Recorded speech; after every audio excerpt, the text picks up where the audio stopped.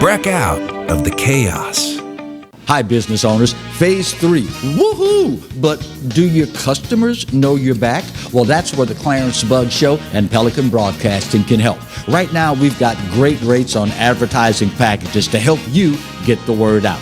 Shoot me an email at bugsclarence@gmail.com. Or better yet, call me up. I'd love to talk with you. 225-485-6839. Let's get together and make Phase 3 the best it can possibly be. Hello guys, it's Debbie. It's time. I've got a brand new location. 10510 Airline Highway, Baton Rouge, next to After 5 Tuxedos. We have the perfect spot to get all your wedding and formal wear needs. Come see our one-of-a-kind name brand and get great prices. With 30 years experience, the best customer service anywhere. It's Debbie's Bridal, Airline Highway, Baton Rouge. See you soon. Getting a letter from the IRS that you owe back taxes can be scary, but it doesn't have to be. Call Go Tax Resolution in Lafayette at 337-420-1040 today. We'll help stop garnishments, levies, and seizures immediately.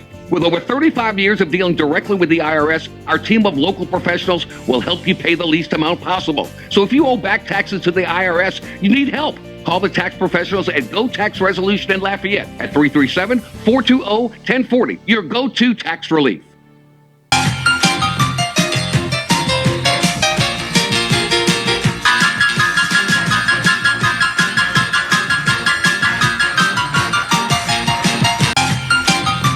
Hello and welcome to week 8. Man, time flies when you're having fun of the Roger Cador Show. Clarence Buggs along with the coach. How are you, young fella? I'm doing good. How are you, young fella? I am well, thank you. That's why I always throw that out there, because I know it's going to come back around to me at some point. Let's start on a little bit of a different note today, talking about the LSU Tigers and their 2020 football team. Linebacker Jabril Cox, safety Jacoby Stevens, and wide receiver Racy McMath, all being selected to head over to Mobile for the Senior Bowl. A fitting reward for these young men for choosing to hang in there, stay with the program during a down year. Well, it was probably to their advantage in terms of their professional career. Oh, yeah. To stay with the program, and Cox was a transfer in, so he needed to do that. So I think it all works out for the best. I mean, experience, the college experience, and for pro scouts to see you in a situation maybe where you're not surrounded by the greatest amount of talent. Maybe it tells a little more about your ability. And on the flip side, I saw a couple of Alabama players who didn't do as well in the Senior Bowl because they weren't surrounded by all those great players they had at Alabama. Is that one of the classic examples of being in the right place at the right time, ready to take advantage of whatever the situation is that presents itself? Yeah, you always want to be in the right place at the right time and take advantage of it. It doesn't always work that way, but that's what you want it to be. Speaking of LSU, shift gears. LSU basketball, we just talked about this team last week being feast or famine. There is no in-between, it seems like, with this team. Opportunity to beat the number 10 team in the nation, Texas Tech, got them on the ropes, and you let them off going scoreless, giving up a 12-zip run with 1:14 left in the game. Well, things happen. Clarence, on your way to the dance, to dance with the most beautiful woman in the place, things happen. You trip and fall, and that cup of punch all over your shirt. Yeah, that's what happens, when you're just not prepared. When I say prepared, I mean as a team, they may be prepared to beat that kind of program yet. So that's what I really wanted to say, is that they just got to keep grinding because there's still a long ways to go. Well, yeah. They have the SEC tournament. Yeah. And then the big NCAA dance. playoffs after that. So a lot of things can still happen that are good. But now, when you give up a 12-0 run over the last minute 14 seconds of the game, to a layperson like myself, you question, is that a lack of poise? Or, and I guess what I'm asking is, can you coach that, or is that something that only experience can teach you how to deal with? He didn't coach it in that situation. Good point. Yeah. Good point. For a lay person like you ask all the tough questions. Well, but for someone like me, I'm the worst person to ask that question because I say it's water under the bridge. Right. Let's prepare for the next game. Right. The next team. You got me? Yeah. Because when you play on Saturday and Monday, Saturday, Wednesday, Tuesday night, I don't know how they play in the SEC. Right. You really don't have time to dwell on that very much because if you do, you're not going to prepare them for the next challenge that is waiting for them. Right. But now, and again, from a lay person's point of view, we lay people say, well, wait a minute now, Coach, if you don't address that, can you adequately prepare for the next one? Well, you address it, really, you do it fast and furious and get away from it. Right. Because that's the same thing with winning. You can't just let them dwell on the last game. You got to prepare for the next game. Yeah. Or then, you'll be living in the fantasy world, so to speak. But I just think that, it is what it is. The team is not a SEC caliber championship team, but as a coach, he probably recognized and just trying to get the best he can out of it. And then he had a key injury. Days goes down, and that could have hurt him a lot. From a coaching standpoint, what's tougher? Instilling a winning attitude or maintaining a winning attitude? What's tougher? Well, they both have to about the same value. First, you want to try and recruit kids who first have winning attitude. Right. It's a lot tougher to instill it if they don't have it. True. So you recruit guys who have it, and then you try to coach to maintain that attitude. Understanding what kids are these days and how they respond to certain things. A group of kids that's used to winning, high school, now all of a sudden they're in college, all these kids leave and go to the pros in front of them, they're not quite ready to make that transition to automatically winning. How do you deal with that mindset, knowing what the younger generation is like these days? You do the very best you can. There is no formula. That ain't a pill you can stick in the mouth and throw some water Open in up, little Johnny. There is no pill there, So, again, LSU program is not there yet when you could lose what they lost last year, and then they just plug in. Kentucky is a classic example this year. True. Duke is a classic example. Another it's good just difficult. You lose all those quality players. Every year is just maybe not the same amount of quality coming into the college league, and then other teams are beating them out. Not to mention you throw COVID-19 and everything else in there, and the minds are all scrambled, and now you got a whole different ball game. We need to get our first break of today's show out of the way. Some very special guests coming up still on this edition of the Roger Cador Show. Stay close.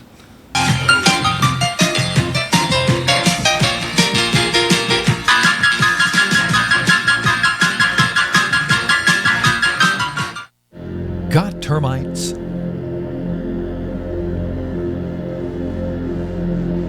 Get Premier Pest. PremierPestServices.com. Hey, Coach Roger Cador here. There's something about teamwork that brings the best out in any business. When I need a tow, I call Roadrunner Towing. Roadrunner's 4 generations strong and homegrown right here in Baton Rouge. Thanks, Coach. There's no job too large or too small. Call Roadrunner for quick, reliable, exceptional service. We don't want an arm and a leg, we just want your toes. And remember, take time each day to be a blessing to someone. Thank you. Looking to get some keys made, locks rekeyed, or a wide variety of new and used safe? Then look no further than the trusted choice of Alfred Safe and Lock. Conveniently located off of Government Street in Mid-City, Baton Rouge. Trust the expert locksmith at Alfred for all of your residential, commercial, and industrial lock and safe needs. Trusted by Baton Rouge and me, Roger Cador, to protect what is yours since 1946. Surprise, something good has finally happened in 2020. Yours truly, the Clarence Buggs Show, gets to be with you every day of the week. That's right, 11 to 12 every weekday. And of course, the Exiles right in front of yours truly from 10 to 11, yours truly 11 to 12. So now it's appointment viewing. 5 days a week here on the Pelican. The Clarence Buggs Show. The only thing missing is you. From appetizers, pasta dishes, and entrees, La Contea takes pride in preparing all the Italian cuisine we know you love. Enjoy live music every Thursday through Saturday from 6 to 9, happy hour weekdays from 3 to 6, and brunch on Sundays from 11 to 2, as well as dinner portion-sized lunch specials for under $10. Visit our website to view our menu and book a party or meeting in our large banquet room. Once you try La Contea, your Italian dining will change forever. Caught spiders?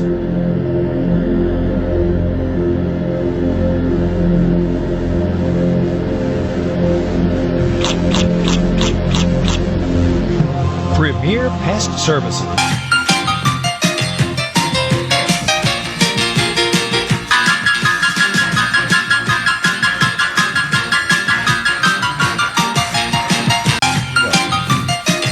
Welcome back to today's edition of the Roger Cador Show. Clarence Buggs along with the coach. You know, Coach, in recent weeks we have been so very blessed and fortunate to have a number of individuals to join us that we hold in very high esteem. We have, and we make no bones about it, we have a particular affinity for America's game, the game of baseball. And today, we find ourselves, as the old folk used to tell us, in pretty tall cotton, as we have yet another monumental individual so freely giving of his time to spend a little time with us today. If you would be so kind, Coach, give the introduction for our next guest. We have on the line Thaddeus Levine. He's the general manager with the Minnesota Twins. And Tad, he talking about high cotton. You're from the East Coast. I don't know if you know nothing about high cotton. Well, guys, I appreciate the introduction. It's an honor to be on with you guys. Growing up in Virginia, certainly you're speaking a little bit of my language, but I really appreciate you guys having me on. It's a true honor for me. Well, good, Tad. You've been with 3 or 4 organizations, the Dodgers, the Rockies, and Texas Rangers, where you and John Daniel really did a great job of getting that team to the World Series on a couple of occasions. And y'all took a chance on a young manager who's a personal friend of mine, Ron Washington, and y'all did a good job together. Can you talk about your experiences thus far with the organizations you've been in? Oh, absolutely. I feel truly blessed to be able to work in the game that I love. When I wake up in the morning and I drive to work, I'm excited to go to work. And when I leave work to come home, I'm ecstatic to come home. And I feel that's a true blessing. Not many people get a chance to say that. But starting my career with the Los Angeles Dodgers, I was working in a business capacity. I thought that I was going to have to continue working on the business side of the game and then hopefully scratch and claw to get my way over to the baseball side. And I was really fortunate to get a job with the Colorado Rockies working in their baseball department. Started out as an advanced scout, watching a ton of video, meeting with our team's hitting coach at the time was Clint Hurdle, who's become a close friend of mine.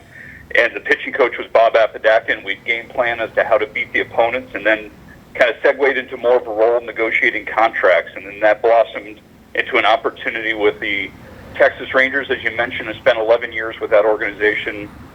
Fortunate enough to be the assistant GM there during 2 World Series runs. We ended up going to the playoffs 6 of our last 7 years that I was there, and what a tremendous run. And you mentioned a a mentor and a friend of mine who I got a chance to work with there, Ron Washington, who is now the third base coach with the Atlanta Braves. He and I are still in close contact. A man who just has the amazing ability to make everyone around him feel a lot better for having experienced the magical Wash touch. He's an effervescent human being, glorious man, and a tremendous baseball man. He was the manager of both of the teams that ended up going to the World Series. Unfortunately, we did not prevail. And then 4 years ago, I had a chance to come to the Minnesota Twins and become their general manager. We've been fortunate enough to play in the postseason 3 of the 4 years, but we've yet to win a playoff game or a playoff series since I've been here. So our work's cut out for us. We're hoping to get back to the dance again, but get a little further than we have the last 3 times we've been there. Well, I tell you, you have a knack for taking chances on young manager, being a part of it. You're high Rocky Baldelli, who hadn't had any managerial experience, and you all took a chance. Tell me why. How did you come to that decision? Coach, it was really the same decision we made on Ron Washington, who hadn't had a managerial opportunity in the big leagues prior to that either. I think we really looked into both men's hearts, and we saw something very similar. Today's game requires that you have the ability to connect not only with players' heads, but also their hearts. Long gone are the days where the manager is kind of a standoffish character who is this strong field general who just dictates, hey, everyone's going to wear their clothes this way, run infield this way, hit this way, and pitch this way. We've got a lot of individuals. The players are huge personalities. The managers who are successful today have the ability to really motivate across a wide spectrum of players. One of the really intriguing parts about building a Major League Baseball team is you've got 4th grade educated kids coming out of Latin America playing side by side with college graduates from the United States, and you have to have a manager who's capable of communicating with and motivating both of those types of players and everybody in between. And in Rocco Baldelli and Ron Washington, we thought we had 2 superb communicators, guys who really led with their heart. They had a ton of baseball knowledge. They had the ability to communicate it in a variety of ways. And so for us, the lack of experience really was not as big a concern when we just saw the substance of both those men. And, while they do have some differences, I would actually tell you that Ron Washington and Rocco Baldelli are cut from very similar cloth. Well, let me also say something about you that a lot of people don't know. You're big on the diversity in baseball. I can remember our first conversation, you called me and wanted to find out how we could get more qualified African Americans into baseball. And I think this is why people like Ron Washington and all the other people, all the people you give a chance from Latin America, because you're looking for the best people.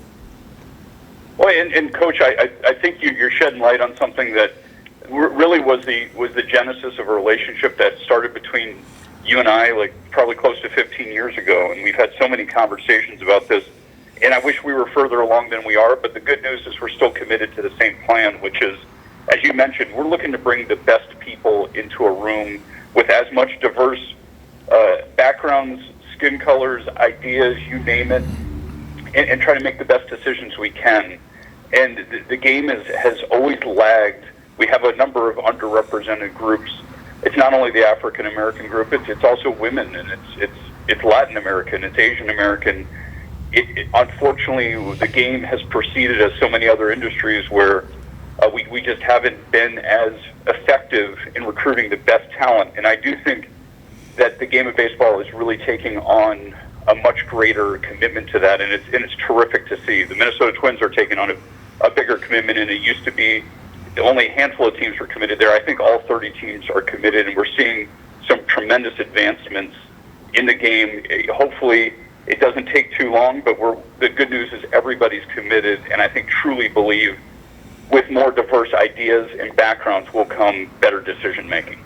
Well, baseball, we had the pleasure of having Kim Inge on our show. We interviewed her once she got the job with the Miami Marlins, and she was so excited. And being the first woman to become a general manager, she could work alongside great people like you. How about that?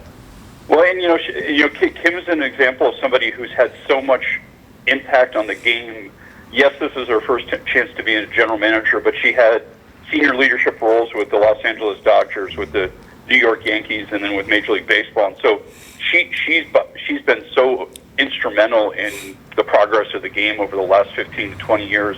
I'm ecstatic for her that she got this opportunity, but I think for those of us who knew Kim, we knew that she was making a huge impact, and the title wasn't necessary for her to make that impact. I'm only just happy that she's getting to live out the dreams that she's always had. Thad, when you look at the myriad of problems facing our country today, how much can you attribute this to the fact that the majority of us as Americans, just everyday people, didn't have the experience of playing organized sports, meaning we never had the opportunity to spend time practicing with, going into battle with people that don't necessarily look like we do and share common life experiences. If we had, maybe we might be, as a nation, a little better equipped to handle whatever the, quote, issue of the day happens to be? Well, Clarence, I think you're shedding light on something that's really thoughtful. I don't know how much that would solve things, but I truly believe, like you do, that it would have a meaningful impact. I just look back to the areas where I've had opportunities to thrive in my own career, and how many of those skills were developed from playing team sports in my life. You know, whether it be communicating across a wide spectrum of types of people, as you just referenced, whether it be motivating people in those times of need during a game, picking up a teammate when they're struggling and understanding maybe there's something going on at home that they need help with, and just getting to know somebody to that level of depth and care and trying to help them thrive in their work life. Whether it be confrontation, you know, to challenge somebody to be the best version of themselves that they could possibly be, and illuminating to them a path forward to try to achieve that. These are all things I feel I learned growing up playing baseball and basketball and other sports with, as you referenced, a just amazing cross-section of people who have influenced me throughout my life, many of whom came from very different backgrounds than I did.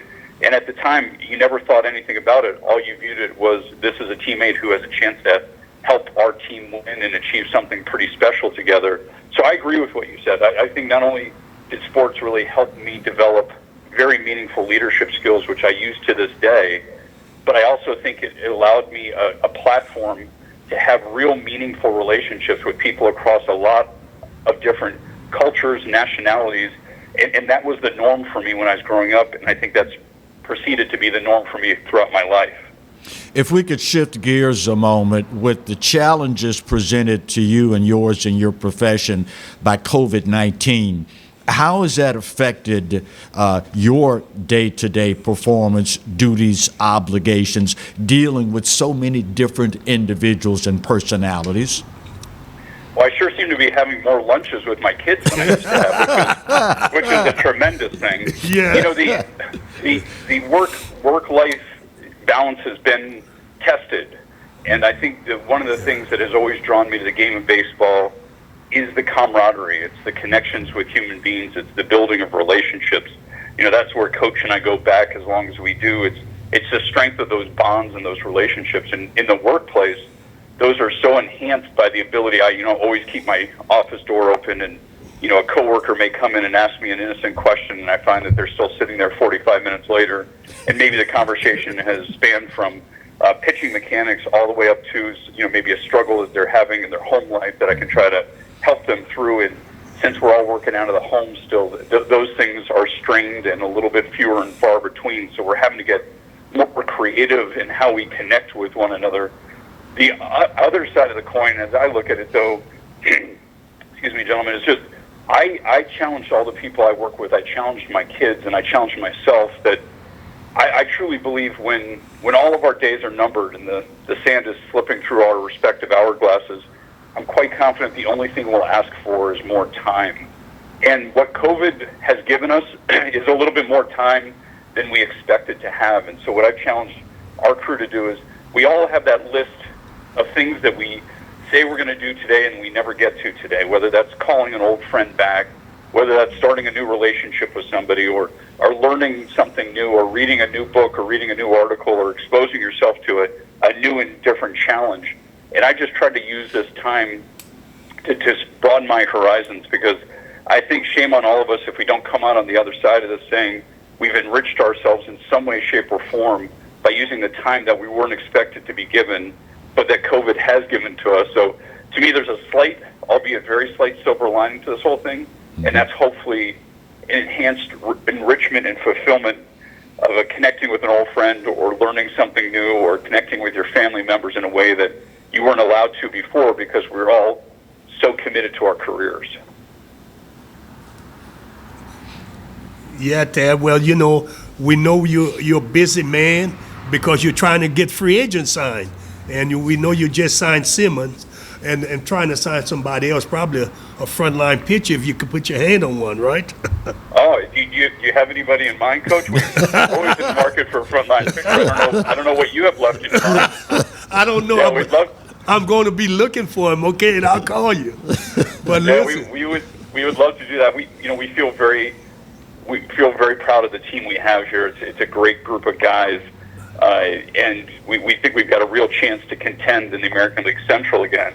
But as I mentioned to you, that's not our goal. Our goal is to put ourselves in a position to win a championship. And so we've made some investments in this team this offseason, more investments to come.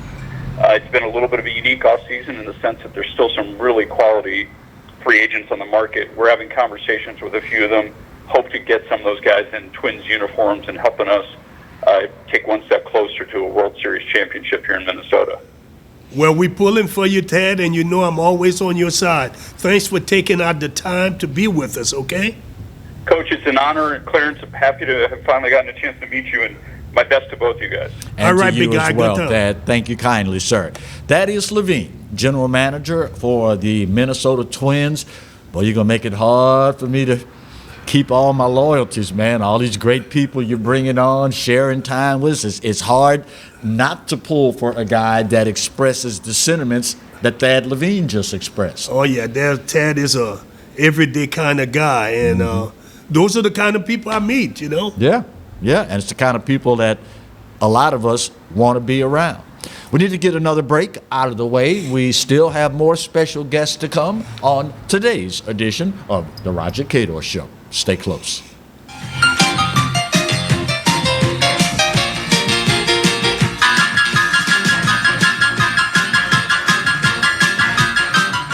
Getting a letter from the IRS that you owe back taxes can be scary, but it doesn't have to be. Call Go Tax Resolution in Lafayette at 337-420-1040 today. We'll help stop garnishments, levies, and seizures immediately. With over 35 years of dealing directly with the IRS, our team of local professionals will help you pay the least amount possible. So if you owe back taxes to the IRS, you need help. Call the tax professionals at Go Tax Resolution in Lafayette at 337-420-1040. Your go-to tax relief. Hi, I'm Hurricane Betsy Barnes. And I'm Dr. Kay Siller with The Rocket Right Show. We are two busy blondes on the go showing off life in Louisiana. Watch us on Pelican Sports Network. And Talk 107.3 FM. Check local listings for times. Hello, guys. It's Debbie. It's time. I've got a brand new location. 10510 Airline Highway, Baton Rouge, next to After 5 Tuxedos. We have the perfect spot to get all your wedding and formal wear needs. Come see our one-of-a-kind name brand and get great prices. With 30 years experience, the best customer service anywhere. It's Debbie's Bridal, Airline Highway, Baton Rouge. See you soon. Surprise, something good has finally happened in 2020. Yours truly, the Clarence Bugg Show, gets to be with you every day of the week. That's right, 11 to 12 every weekday. And of course, the Exiles right in front of yours truly from 10 to 11, yours truly 11 to 12. So now it's appointment viewing. 5 days a week here on the Pelican. The Clarence Bugg Show. The only thing missing is you.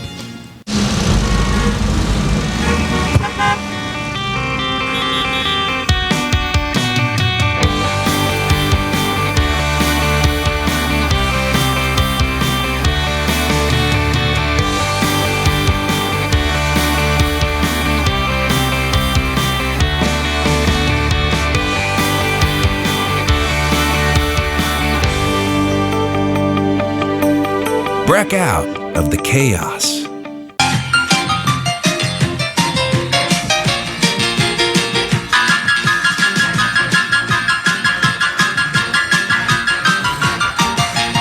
Welcome back to today's edition of the Roger Cador Show. I guess I either missed the memo or was out of the office earlier when the mayor, apparently, of our fair city declared today Minnesota Twins Day in Baton Rouge. We were blessed in the last segment to have join us the general manager of the Minnesota Twins, none other than Thaddeus Levine. And, Coach, we got another big-time guy, another Minnesota Twins guy that will join us for this segment. Would you be so kind as to introduce our illustrious guest for this segment of the Roger Cador Show? Well, our guest is John Manuel. John Manuel have the distinct honor of being able to write a Bible. Mm-hmm, that's right. John, you wrote a Bible, the baseball Bible of collegiate baseball and minor league baseball in Baseball America. You remember that, John? I do. My dad's a Greek Orthodox minister, Coach. So I don't know if he would take kindly to you saying that Baseball America was the Bible. Maybe we could talk. I don't know. If I were, but I think he'd be okay with it. But it's a nice compliment to get that we got in the 21 years I was at Baseball America. Well, you wrote a lot of great stories, and this was the first one that kept us up with college baseball. We were able to see the value in it because of your hard work and some of the writers, guys who worked with you over there in Raleigh, Durham, North Carolina. Yeah, and I'm still in that area, working for the Twins. I'm about 4 miles away from where USA Baseball's complex is based here in Cary, North Carolina. And it's just funny to me. It's on my mind today. Not just because I'm doing this show, but also seeing the news that Dustin Pedroia retired, and he's doing his press conference today from retiring from the Red Sox. And, that 2003 was the summer he played for the college national team, following 2 years where Ricky Weeks was on our college national team. Obviously, the same year Ricky was the Baseball America College Player of the Year and won USA Baseball's Golden Spikes Award. And you couldn't get two more different second basemen than Dustin Pedroia and Ricky Weeks physically. Two very different cats, two very different animals. But, as modest and kind of just reserved as Ricky could be when we, took him to Omaha and took him out of my favorite steakhouse, the Drover, when he won our College Player of the Year award. And then Pedroia comes sauntering into our office at Baseball America in Durham like he owned the whole town. And that's one of the things I loved the most about college baseball. Just there are many different ways to do it successfully in college baseball. Many different ways to be a good player. Many different styles that teams play.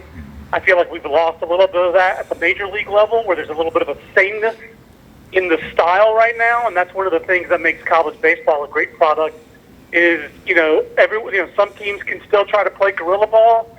Guy's going to skill it up with you and bunt and drag and push like they do out west, and made the best team win. There are a lot of different styles, and that's one advantage I think as a brand that college baseball has. But that's something I noticed back in the day, first talking to you, Coach, and getting to know the game back in the late 90s.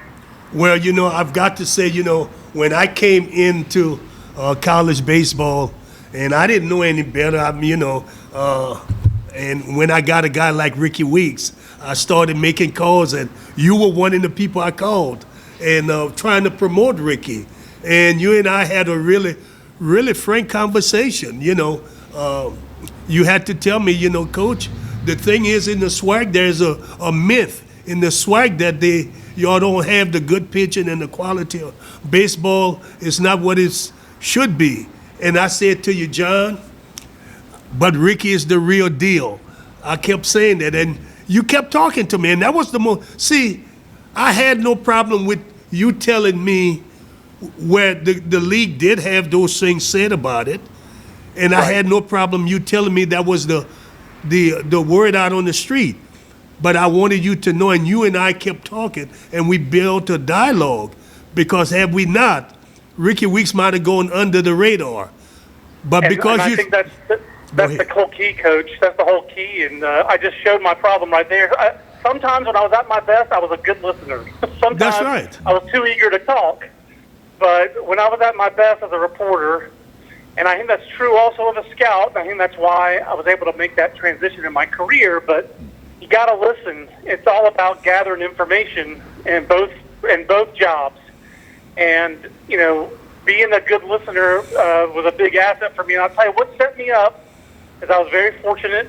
I forget what year I was at an ABCA convention, American Baseball Coaches Association convention, and I met some coaches, and I realized that none of them were from HBCUs. And I grew up in Fayetteville, North Carolina, where there's an HBCU, Fayetteville State. North Carolina has a lot of HBCUs. So I had been exposed at least a little bit to it. My brothers and sisters all went to E. Smith High School in Fayetteville. You know, in the 1970s, they were bussed. They didn't think it was a big deal, you know. Yeah. I got a little exposed to it. Honestly, I feel like as a country, we tried more back then to do the right thing on issues of race. And, yeah, I was exposed and I was interested. I did a big package in either 99 or 2000 at Baseball America about college baseball in HBCUs. And talked to Coach Durant at the time at Florida A&M. Talked to the guys down at Bethune-Cookman. I think Merville had just taken over there. I could be mistaken, but I'm pretty sure Merville Melendez was there. Yeah. And Keith Shoemate was a guy at North Carolina A&T at the time. And, you know, Keith was a white coach at a HBCU. And he just, you know, gave me a lot of just straight talk that I needed. And Keith had played for Jack Leggett when Jack, at that time, the coach at Clemson, had been at Western Carolina. And Keith was a guy that all my, you know, contacts at the bigger schools told me was a guy that they, you know, liked. And as it turned out, I'd actually covered Keith in high school at the Greensboro paper. He was the coach at Greensboro Grinsley in here in North Carolina. So that story and that package and realized that, hey, Andre Dawson played at HBCU. Hey, Marquise Grissom played at an HBCU. And obviously now his son's pitching at Georgia Tech. You know, I just got exposed to it and learned so much more about baseball at HBCUs, and I think that just got my curiosity piqued. And then, you know, when you guys had the talent you had, I was open to it, and I think a lot of other media outlets just weren't. And I was lucky enough to be open to it, and you know, I was open to it and listened and kept on asking scouts, and the scouts all kept telling me the same thing. Ricky was the real deal, and when you end up as the Division I baseball all-time leader in batting average, I think that tells you that you're for real. So I was very fortunate to make your acquaintance, and now it's been a 20-year friendship, which is the best part about it for me. So, John, I've got to ask, what was this guy like, Roger Cador, as he launched this campaign? The two of you hook up, and, you know, he's made the pitch. Did he just let it go at that, or was he one of those guys that once he sunk his teeth into you, good luck getting this guy off your back? Oh, that's the best kind of source, though, for a reporter. So yeah, I always enjoyed the conversation. But yes, it was the latter. My favorite call from Coach ever was, and I think you remember this, Coach. You were still coaching. It might have been 5-6 years ago. You called me on Christmas Day, and you asked me, who was that old manager who used to wear a suit in the dugout? I want to do that. And I said, you mean Connie Mack? And you were Connie? Right, there you go. Oh, you remembered. And Coach John. Coach always knew I was good for an answer. That's right. I'm not good with rhetorical questions. I like answers. With the internet, you always got answers. You can always find the answer. And I have a good memory. That's my best tool, is my memory.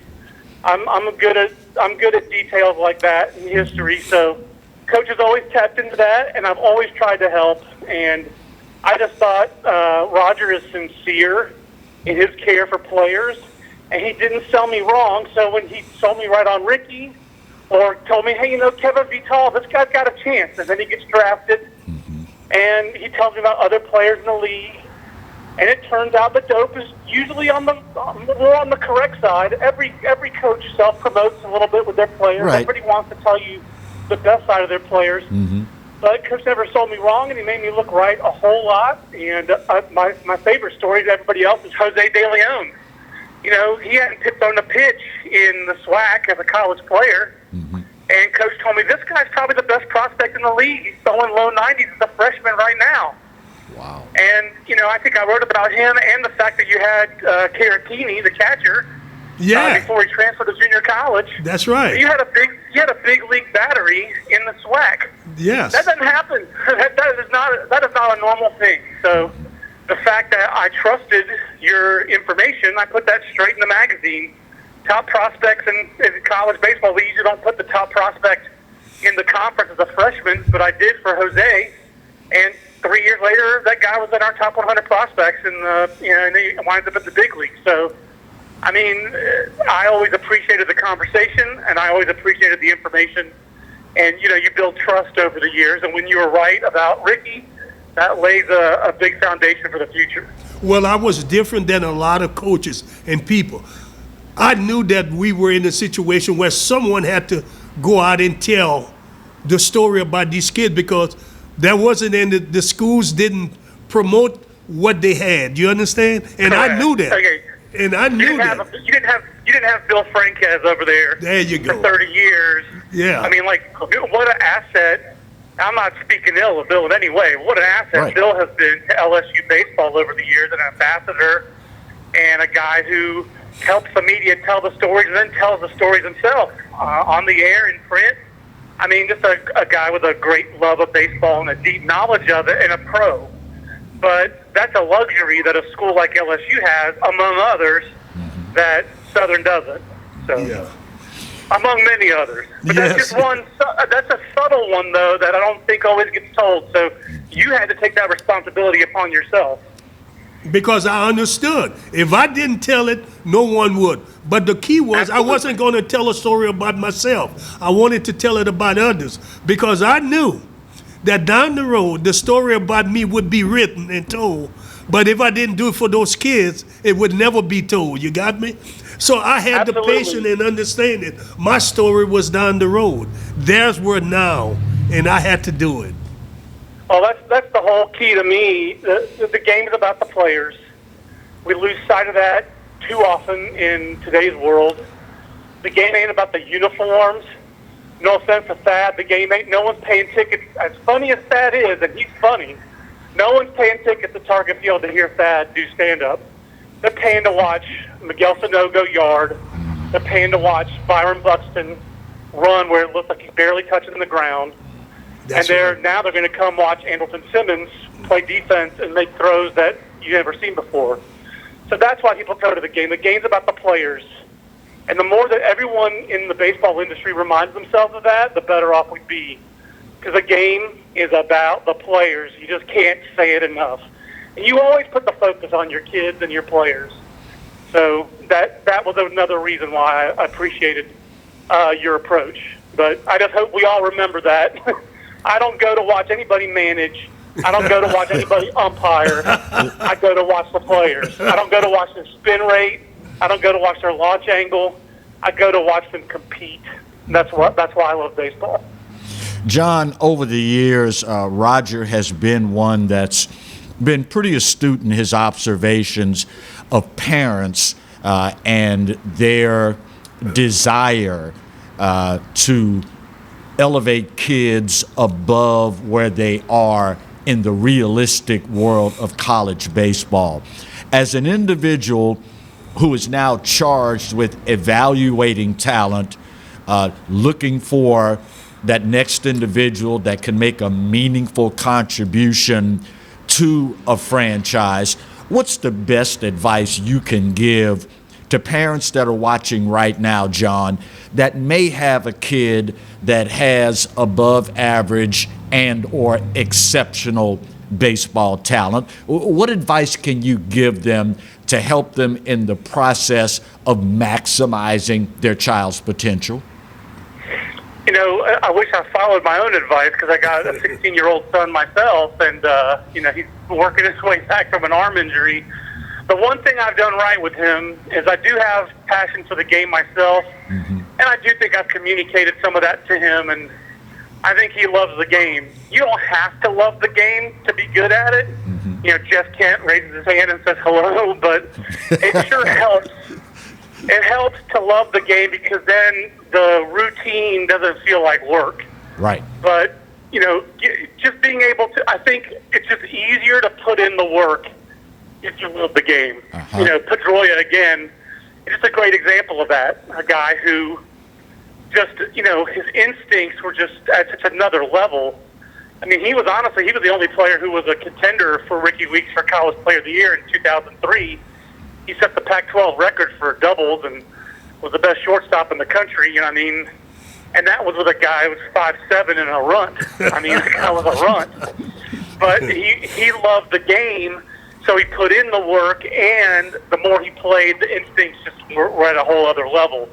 So that's, I guess, my number one advice is just, I think the carrot works better than the stick in that regard. That's been my experience, especially with younger kids. Right. That, the game is hard enough. I mean, the kids are usually hard enough on themselves. Even if you think they're entitled, they're usually hard on themselves, in my estimation. They don't like to fail. The game's going to impose that failure on them. I'm not saying, remove all their obstacles, but the game's got plenty for them. You don't have to bring them a cereal bar on the bench between innings, but you do have to make sure you have something after the game, is what I'm saying. Right. I mean, it just be, in my estimation, as a parent and as a scout, support your kids and try to make them enjoy the process, because the game is hard and it takes work to develop those skills, and they have to want to do it. They have to enjoy that process to do that work. That's my general statement, and I think that holds true, Coach. I mean, I don't know. I know there's entitlement in this world, but I just think the game is hard, and you need to try to help your kids enjoy the game as much as they can. I'll agree with you 100% because, it is a lot tougher, especially, John, in the world we live in today, because they played all the time.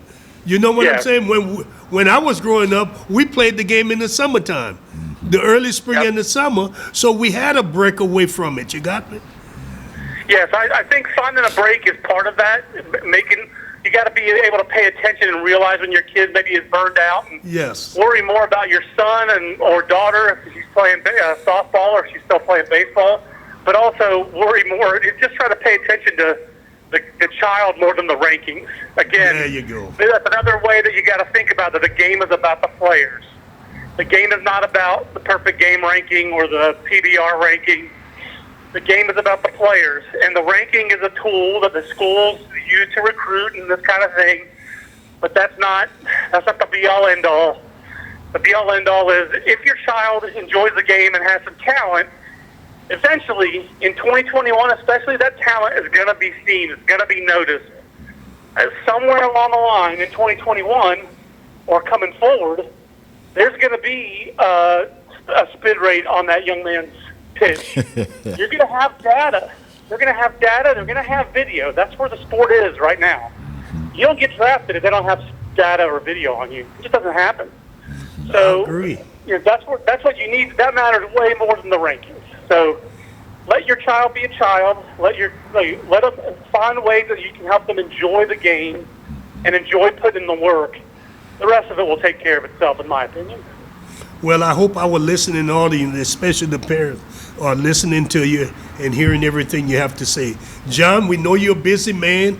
We want to say thanks for giving us some of your time to go over a multitude of things so our listening audience could know something about the man who wrote the Bible of baseball. How about you? The Apostle John Manuel. You're the best, John. Well, you, thank you. I'm blessed. All right, take care. Take care, John. Love you, Coach. Good love you too. Y'all take care. You too, my friend. So, is that how Roger Cador was able to be so successful for so long? Because he loved what he was doing?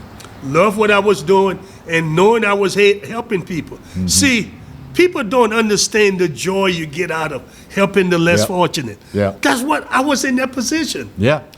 Yeah. You know, when I married my wife and she told me that I would be in a position to help a lot of people, I really didn't understand. Really? I really didn't understand but I was doing it not even thinking about it. Right. It was when I got in that office, I would drop my son off to school at Southern High in the morning, Southern Lab, and I would go in that office at 8 o'clock every day. I had no The East Coast was an hour ahead of me. Right. I'm making the calls, and I was talking to people all over. All over that who would talk to me. Right. And it was all about helping. It was all about helping. Wow. Well, that, my friend, is what makes you the special person that you are. Well, like I said to John, I knew that they needed help now. And whatever glory I was going to get was going to come later. Right. You see, and most people don't understand that. Oh, They no. want it all now. Yeah, this is instant gratification. Yeah. There was an old bumper sticker that comes to mind from back in the 70s that used to say, "Lord, please give me patience and give it to me right now." And give it to me right now. But it truly is a different day. We need to get our final break of today's show out of the way. We'll do that. We'll come back for one more segment of this week's edition of the Roger Cador Show. Stay close.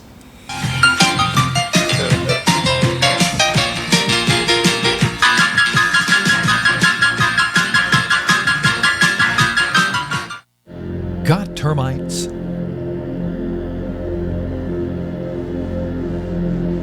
Get Premier Pest. PremierPestServices.com. Looking to get some keys made, locks rekeyed, or a wide variety of new and used safe? Then look no further than the trusted choice of Alfred Safe and Lock. Conveniently located off of Government Street in Mid-City, Baton Rouge. Trust the expert locksmith at Alfred for all of your residential, commercial, and industrial lock and safe needs. Trusted by Baton Rouge and me, Roger Cador, to protect what is yours since 1946. Surprise, something good has finally happened in 2020.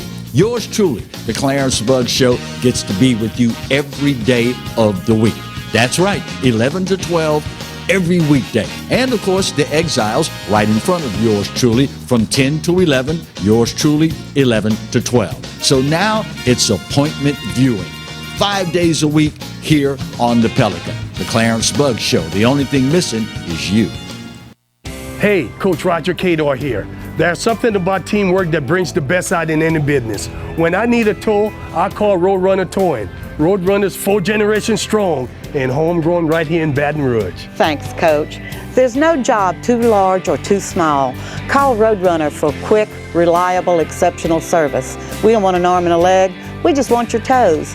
And remember, take time each day to be a blessing to someone. Thank you. Caught spiders?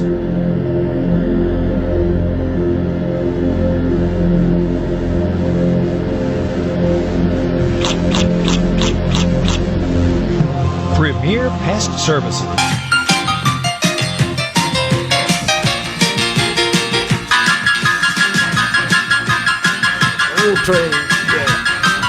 Welcome back for the final segment of today's edition of the Roger Cador Show. Coach, interesting development in Major League Baseball last week.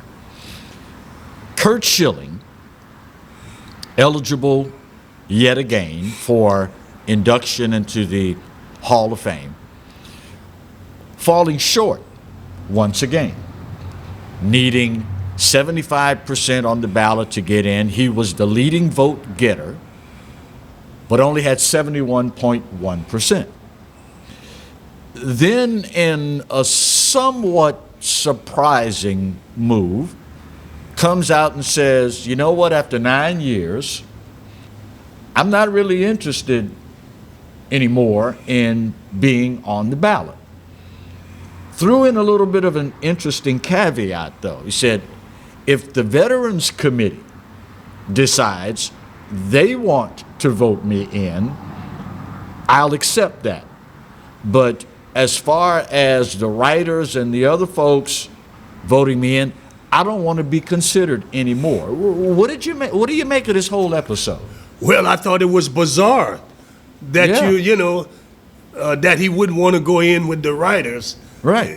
Because you don't know what's going to happen on the back end if they're going to let you in. True. But I think his mouth got him into some trouble with some of the things that he said. Right. And, you know, we're living in a society now and in a country where you can't say too many things that's going to incite the wrong kind of things coming forward. Are we running the risk, though, of ruining the game, the hall, when we start judging people not by the talent of their hands and their feet, but by what comes out of their mouth? That's a really good question. I think, you know, trying to be Clarence, that's a really good one, because there are some people in the Hall of Fame who obviously had some problems. Right. And they got in, but times were different when they got in. Yeah. And I think that what we're trying to say, we're trying to set standards for society going forward. Right. Where things have to be kosher a certain way. Yeah. Maybe this is, and Clarence, you asking me, I don't have the right. Ask Alan, he may have the right. I really don't know. It just seems that when you're talking about the Hall of Fame, it should be based on your performance on the field and not what your personal choice or preference on any particular subject matter happens to be. Because, I mean, I'm sure if that were the case, you could probably go back through the past history of every single person in the Hall of Fame and find something they said and or did that you didn't agree with. Now we got to throw them all out of the Hall of Fame at some point. It just seems like we're ruining the game itself in that regard. Got to shift gears because it's some other things we got to talk about. 30 seconds. Got it, before we get out of here. Southwestern Athletic Conference, the SWAC, announcing this week their COVID-19 protocols for spring football. And the thing that really raised an eyebrow with me, because we all know what a huge part of the HBCU football experience the bands are. Well, for the spring football season, only home teams will be able to have their bands play. No travel for bands. Any neutral site games like this year's Bayou Classic in Shreveport, no bands allowed. How do you think this is going to fly with the fans, Coach? Not very good, because the band is a major attraction to the football game. I think people want to make sure that they can come and watch the band play, and it's a culture thing in our society, the bands. Right. Yeah, I'm obviously biased because having marched in the jukebox, I'm of the opinion Southern and Jackson State, it ain't Southern and Jackson State unless you got the sonic boom of the South and the human jukebox. Southern and Texas Southern, it ain't Southern and Texas Southern unless you got the Ocean of Soul and the human jukebox. But that's just me. I understand. I'm a little biased having marched in it. But it's really, really going to be interesting to see how all of this pans out with the fans. Bayou Classic, that's going to be awfully different, Coach, driving up to see Southern and Grambling play football, and there are no bands there. And in Shreveport. In Shreveport. Where nobody is up there. Yeah. Well, that's going to wrap it up for this week. Oh, yeah, that's it. That's it. I hear the music in the background. Katie, nothing against you, dear. Alan, you know how to pull the trigger, brother. On behalf of the coach and the crew in the truck, I'm Clarence Buzz. We'll see you next week with another edition of the Roger Cador Show. Go Jags.